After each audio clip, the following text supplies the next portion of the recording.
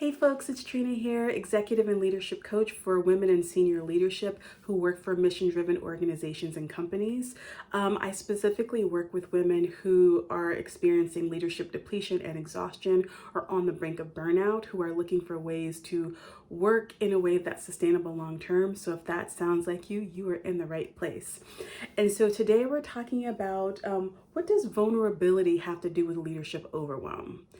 And the connection here is emotional rest. So, have you ever felt like, as a woman in leadership, that you can't be vulnerable or you can't show your real feelings? Or you don't really have a place where you can talk about what's going on with you for fear of being judged, or maybe you, because of the position that you hold, certain things you can't say in front of people. You have to be on guard all the time, and sometimes that care and so you can be that way oftentimes at work, and sometimes that carries over into your personal life.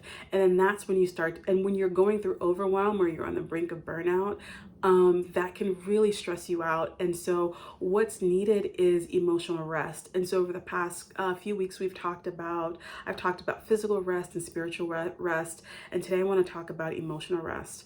And so emotional rest is really having the freedom to be who you are, be authentic, and to share your experiences and what's happening with you, how you're feeling, what's going on with you, with someone, and also to be able to, what I believe, embody it or to feel it in your body.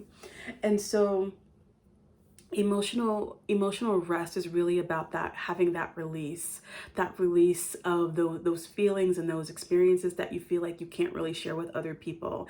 And again, that freedom to share that information with either a therapist or a close friend or family member. But also it starts with you, being willing to be honest with yourself about how you're feeling. And I know for a lot of women leaders, this can be really hard to do because you're doing so many things. You have a lot happening. You have a lot on your plate. A lot of people count on you to be the strong one and all of that. And so when you start to feel like, oh, I really need to be vulnerable in this particular situation, or you don't have it all handled, it can really begin, that overwhelm can really start to creep in and fester. And so I want to encourage you to get that support. Now, I will say, a lot of the women that I work with have therapists, and I highly encourage you to go to therapy if you haven't already. I mean, it's a lifesaver, game changer. Also, working with a coach like me can really, I like to think of my work, I'm not a therapist, but I do run alongside therapists. I like to say I help clients put wheels on what they're learning in therapy. And so, just in terms of focusing on, the importance of leadership and finding ways to do it sustainably. But the other piece that's really important when it comes to emotional rest is allowing yourself to experience it and feel it in your body. Because sometimes when you are overwhelmed and you need that emotional rest, you can disconnect from your body. I know I have done that many, many times, and it's something that I had to learn to do, connect into my body. So there are various, exercises and things that you can do to just make sure, hey, you land somewhere in your body, you know how you're feeling, and you can say, oh, this is what I've been avoiding. And having someone help and come alongside you is really important. Having a community as a leader and people that understand you, who get you, is just critical. And so I really want to encourage you to do that. And there's a few reasons, as this pertains to burnout, why women burn out, leaders burn out. And one is not feeling safe or comfortable sharing or being vulnerable in front of other people because you feel like you're going to be judged. I mean, that's something that can stop this. Or do you find yourself often wearing a mask? You put this mask up, when you go to work, and you seem like you're an automaton. You can handle anything, you can do anything. But then when that mask stays on in front of other people and you forget to take it off, or you're at the point where you can't take it off, those are the things that create a lot of burnout and stress. Or you feel like you don't have a safe place to tell it to. And again, that's therapy, that's a close friend, that's a coach, that's something like that, where you can have that freedom to just,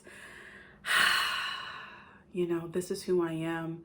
This is what I'm going through. See me as I am right now. And this is it. And when you get that, there's a lot of relief that comes when you experience that type of rest. So, as you are working through this emotional rest, so two things to keep in mind: find someone to share it with, whatever it is that you're dealing with, someone whom you can be vulnerable with, and who you feel like, oh, you can share your experiences and everything that's going on with you. And this is not meant to be shared with everyone, but that person that you trust. And secondly, releasing that overwhelm, those emotions in your body. And so that can be through dance, that can be through any type of embodiment practices, sometimes just gentle movement, touch, sort of just shaking it out, things like that really help. And these two go hand in hand. So I would say not one without the other. So if this was helpful for you, and emotional rest is something that you need to experience, I hope that you found this video helpful. That's all for today. Feel free to share this with a friend. Like I said, if you're experiencing overwhelm as a woman in a senior leadership position, these tools that I've talked about today can really help you and come in handy. So that's all for today. Take good care, and I'll talk to you soon.